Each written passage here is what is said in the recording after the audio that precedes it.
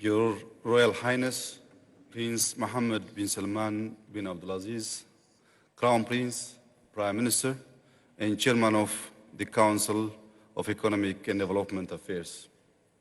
Excellencies, heads of states and governments, ladies and gentlemen, I wish to express my profound appreciation to His Royal Highness Prince Mohammed bin Salman bin Abdulaziz for convening the first ever Saudi Africa Summit and for the gracious hospitality extended to us since our arrival to the great city of Riyadh. This summit is a unique moment in the history of Saudi-Africa relations, offering an opportunity for all of us to reflect on our potential for cooperation anchored in Saudi Arabia's Vision 2030 and the African Union's Agenda 2063. I wish to recall our historic and spiritual ties rooted in a vibrant past in which Africa provided sanctuary and hospitality to the followers of Prophet Muhammad alayhi salatu wasalam. Ethiopia welcomed and protected the companions of the Prophet against injustice and persecution. Geographic proximity between the African continent and the Arabian Peninsula has also enabled these historic relations to flourish. While contact with the continent by way of Ethiopia is believed to have occurred before 1000 BC, archaeological evidence suggests the South Arabian influence and permanent settlement in northern Ethiopia during the second half of the first millennium BC. Our historic ties are deep and inspires collective hope for a more enduring relationship. Over the last several decades, the Kingdom's commitment to Africa's development has also found practical expression through Saudi Fund for Development and other financial institutions contributing to social and economic development. Efforts to the continent's development through investments in infrastructure, renewable energy, agriculture, health, and education is commendable. Africa is now laying the foundation for continental integration, deploying its resources for growth as enshrined in its Agenda 2063, and making significant strides in its quest for economic sovereignty.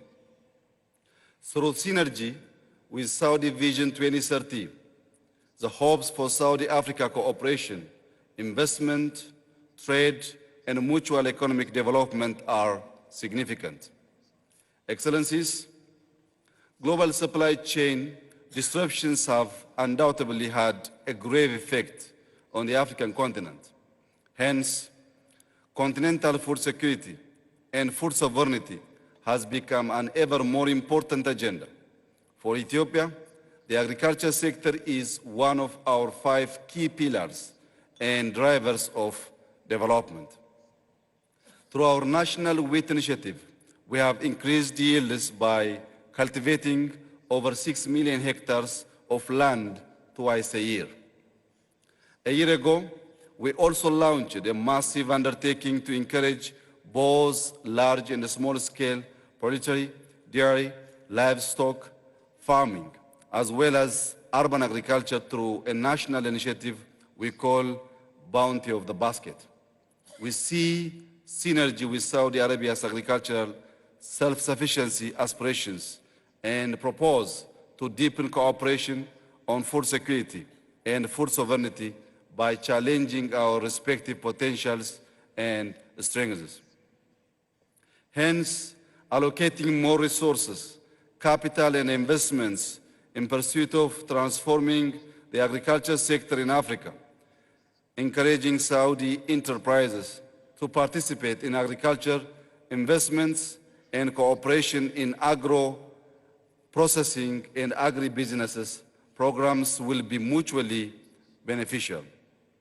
Another area of commonality on which to build upon it in the Middle East Green Initiative regional effort led by Saudi Arabia and Ethiopia's Green Legacy Initiative that is going regional through green diplomacy efforts. Since 2019, Ethiopia has been taking practical measures in contributing to climate change, mitigation, and adaptation. Through this massive afforestation program, which mobilizes over 25 million citizens annually, we have planted 32.5 billion seedlings.